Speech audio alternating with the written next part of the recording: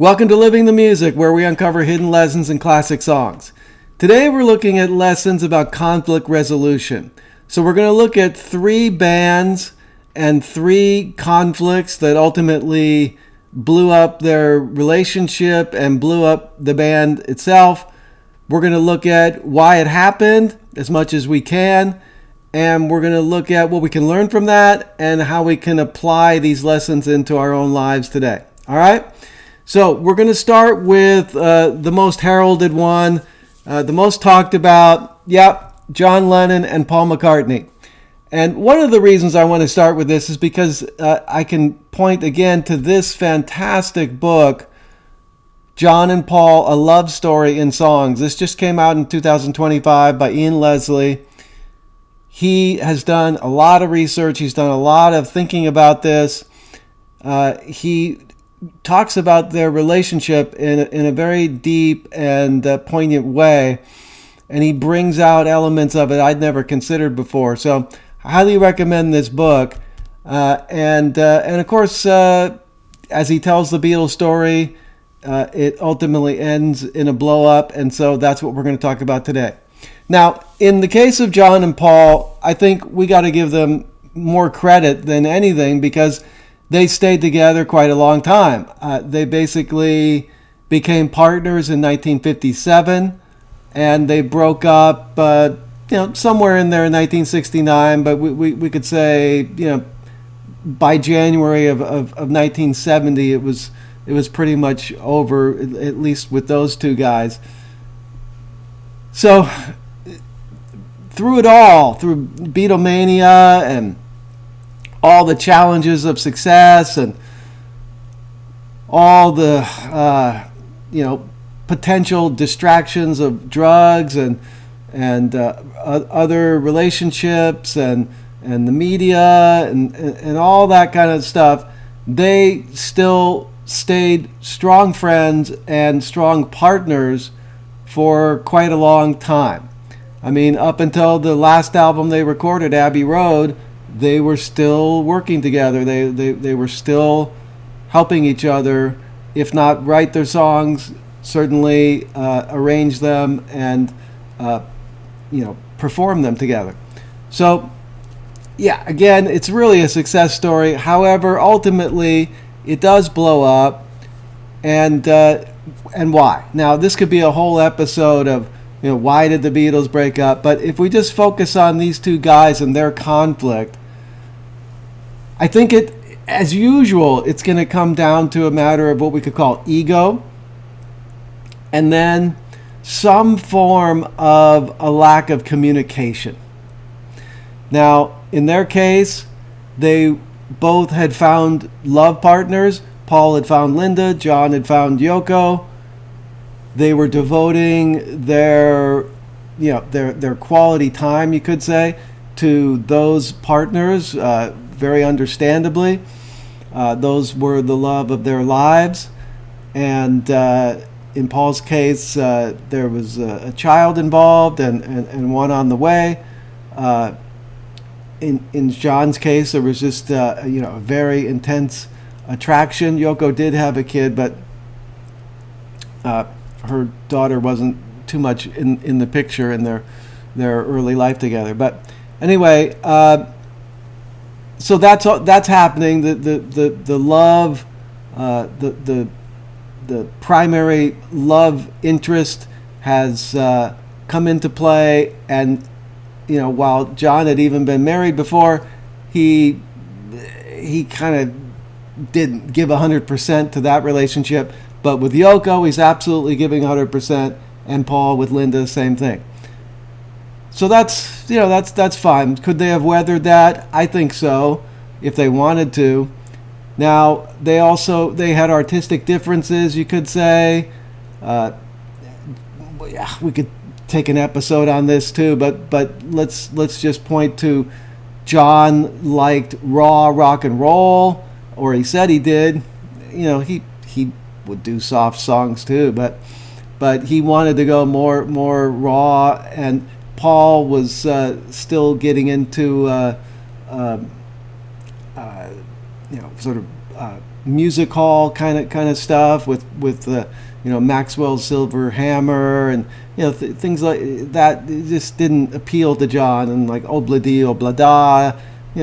John found himself less and less interested in Paul's kind of music. So they had those artistic differences, but they respected each other to the end. I definitely get that impression from this book, and also if you watch the Get Back series, that 8-hour Peter Jackson documentary, you see during the Let It Be sessions, there's absolutely some kind of incredible connection between those two guys. They were just attracted to each other. They had a brotherhood together that was beyond words, really. So again, there was a lot of relationship, real estate that they shared together, and it probably could have gone on several more years. However, they let these other issues come up, and then John put his faith in the manager, Alan Klein. Paul didn't fancy him, didn't like his approach, didn't want to sign up with him, and John basically insisted. So that, I think, is, if you had to point to the moment of big problems, I kind of see that as it. And John saw himself as the leader of the band. Paul had said he was. He said John was. So John wanted to exert that. George and Ringo went along with him. Paul always thought that each one of them had veto power, and if one of them didn't agree with something, that the band wouldn't go forward. But in this case, they decided it was 3 against 1, and they were going to go forward. So that was, I think, a massive blow to Paul. And this deep estrangement really went deep at that point. Now, pointing to communication, you can see in the Get Back movie, they communicate musically. It's like they can't help it when they're playing songs. There's a unsaid communication that's just magical. But in terms of their outside of music, they're just talking to each other. I'm not so sure they were very generous, what I would call generous listeners. I don't know if you remember that scene in the Get Back movie where they were surreptitiously recorded, and they're playing this audio tape back that Peter Jackson cleaned up the background noise, and you hear John and Paul going back and forth. This is basically talking about when George temporarily left the band, and their banter is interesting, of course, but it's they're not listening to each other, they're like just barely listening and then putting in their point, and then they sort of listen and then they put in their point and they put it. It's kind of like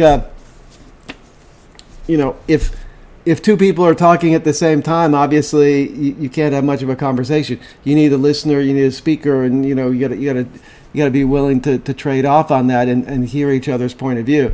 But I think their egos had gotten to a certain point that they didn't want to listen as much as they had in the past. They didn't want to make compromises as much as they had. They wanted to do things their way. They didn't want to have any pushback. And again, with the crescendo of the Alan Klein decision, that was all she wrote for that relationship. So what do we see there? Again, ego, communication, and then we have to be aware of those moments that present themselves, like that Alan Klein decision, where it's kind of a watershed moment, and things can go one way or things can go the other. And if they go one way, it's going to be the end of the relationship, quite possibly. I don't know if John really thought that through. Maybe he just thought Paul would come around, but Paul's feelings were hurt about that, and he wasn't going to come around. He didn't think it was the right decision for him or the band. So, as John says, the dream was over. All right, now moving on to the 70s. This is a less heralded breakup, but I think it's interesting nonetheless. And this has to do with Sammy Hagar, who is quite well known, and Ronnie Montrose, who's not as well known these days. Ronnie passed, I believe, in 2012, and so he's really just kind of out of most people's consciousness these days. But these two had a band together in the early 70s, in 1973 and 1974, to put it exactly.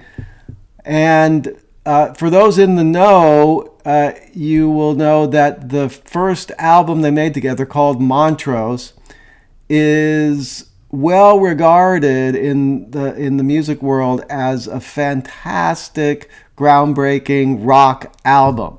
Like, the two of them, Sammy on vocals, Ronnie on guitar.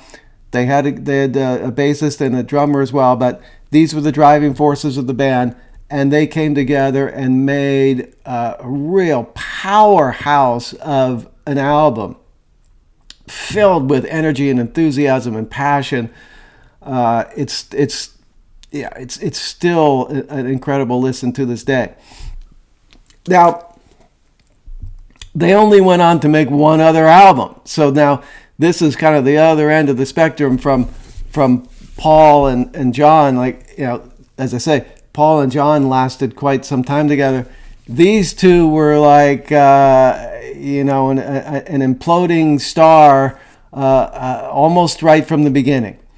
As I've heard it said from, I think, each of them, and also their bandmates and the producer, boy, they started butting heads pretty quickly.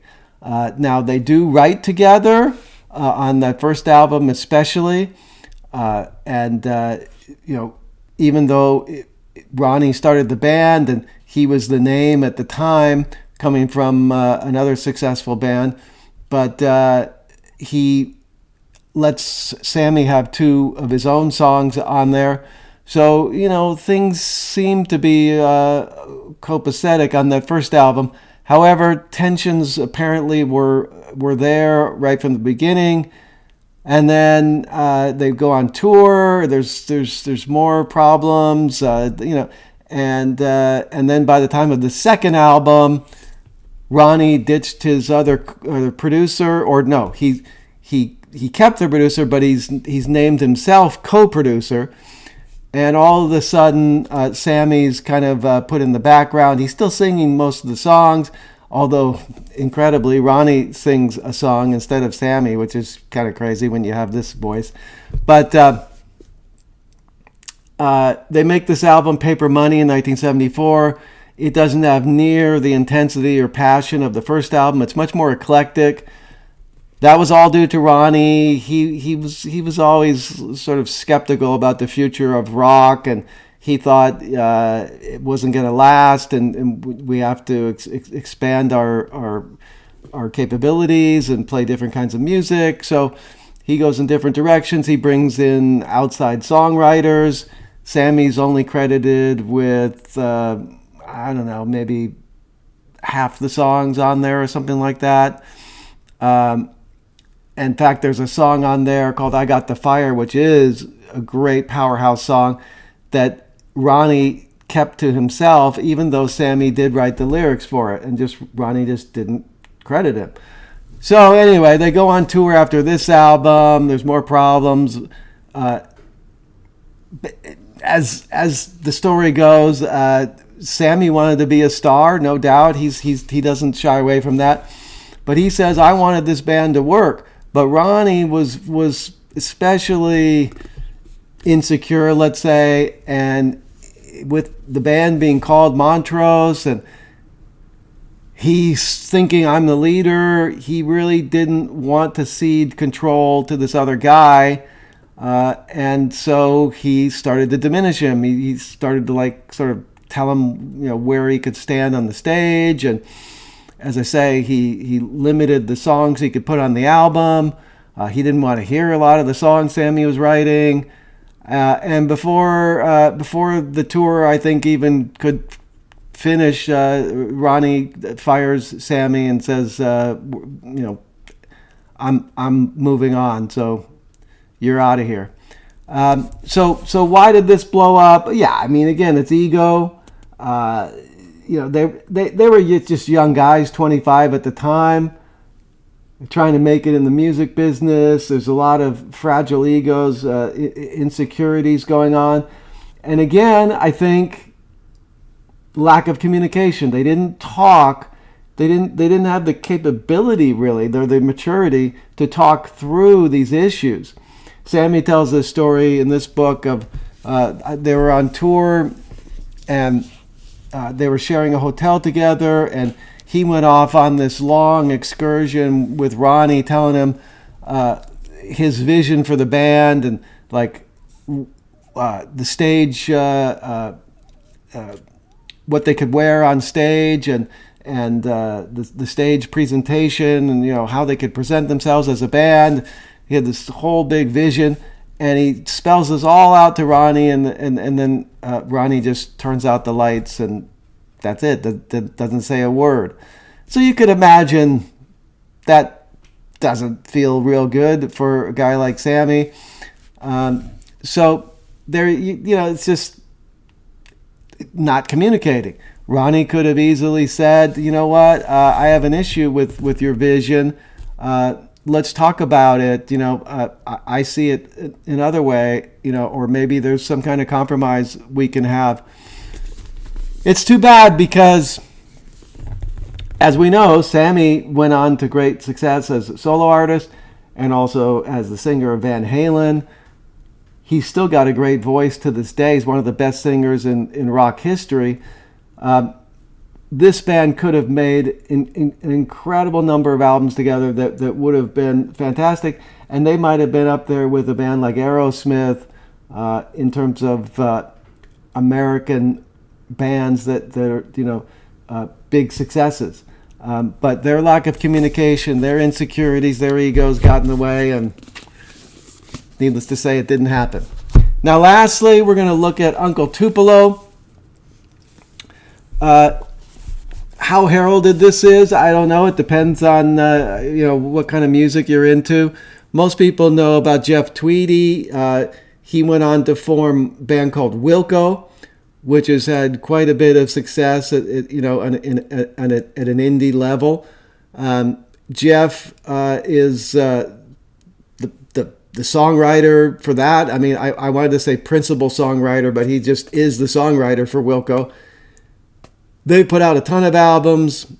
They can sell out not arenas, but just under that, 3,000 seaters or so around the country and in Europe and other parts of the world. So he's done quite well, and he's had some lineup changes and ego issues in Wilco, which we also could talk about, but.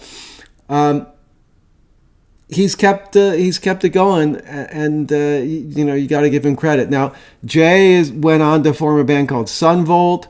He's also had a lot of lineup changes. He writes all the songs for them. They haven't had the same album sales as Wilco, but they put out some fine music too. Anyway, so Uncle Tupelo, this was their first band for each of the guys, Jay Farrar, Jeff Tweedy. This this was they came out with 4 albums in the early 90s. This is the anthology I'm holding up here, and this is Jeff's memoir. Jeff talks about meeting Jay and their initial connection together, and I would say their love for each other, their brotherhood. Now, in their case, if I remember correctly, they didn't write really together very much. They might have co-written a few songs. I'm not exactly positive, but I think mainly they wrote separately. And they had a little bit different styles. And especially as time went on, Jeff developed more of his own individual style. How can I describe it? More indie rock, I guess. He's bringing in, you might say, semi-pop elements, hooky pieces to it, and he's just he varies he likes to vary his style, and certainly as he went on to Wilco, they got quite experimental. Jay had a certain kind of alt country style that he liked, and that is the sound he enjoys and has stayed true to really ever since then. With few exceptions, but he basically has this country rock sound that he wants to hear. So I think part of their issue as time went on was different artistic visions, different ideas or different preferences of what they wanted to hear. And again, they were young men.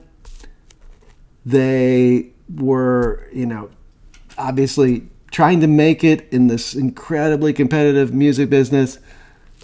And again, their communication was, I would have to say, very poor.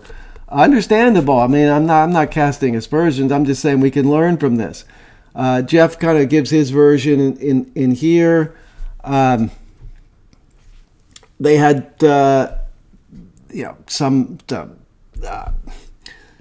misunderstandings, let's say, of certain one moment in particular where Jeff apparently put his arm around Jay's girlfriend in the back of a van and said, "I love you." And anyway, he said he was drunk and it's not a big deal.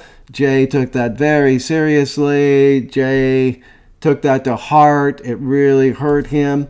But he didn't talk about it. Again, you can understand they're young men. These aren't easy things to talk about. But what if he could have talked about it? What if they could have shared together what they were feeling? As it turned out, when Jay told Jeff, Jeff heard that Jay was leaving the band. Jeff wanted to hear it from Jay's mouth, so he basically sat in their apartment together until Jay would come home, and he sort of forced him to say something. And of course, by that point, what's going to come out is basically vitriol and anger and resentment, and so they did a final tour together, farewell tour. Jay made sure to ask Jeff, please stop talking so much during the set. Jeff's a notorious talker, and that's a lot of people enjoy that at Wilco shows. But Jay Farrar wasn't about that.